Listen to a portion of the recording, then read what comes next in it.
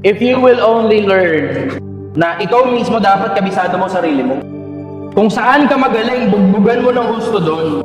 Pag ikaw ang pinakamagaling, o kahit pa paano kasama sa mga pinakamagaling, imposible hindi ka makapagpabayan ng mahal. Ang problema kasi, nagtsatsaga ka kasi sa kung ano lang yung meron. Pilipinas, huwag kang magtsaga sa kung ano lang yung meron. Asamin mo sana kung ano yung pwede mong makamit sa buhay. Huwag kang magtsaga sa bulok na trabaho na yun lang yung kaya mong gawin. Kung gusto mo ng mga matalinong namumuno sa gobyerno, simulan mo sa'yo. Sa'yo, nagagalingan mo sa buhay. Sa'yo, natatalinuhan mo. Sa'yo, natatabaan mo ang utak. Sa'yo, nasisipagan mo. Sa'yo na mag-iipon ka. Tapos makikita ng anak mo kung paano umabot ng pangarap. Tapos yung mga susunod na nakita natin, sila na yung susunod na mamamahalang sa bansa. Hanggang sa dulo, mananatili pa rin akong sumasagot ng mga tanong. Mananatili akong hindi interesado sa politika.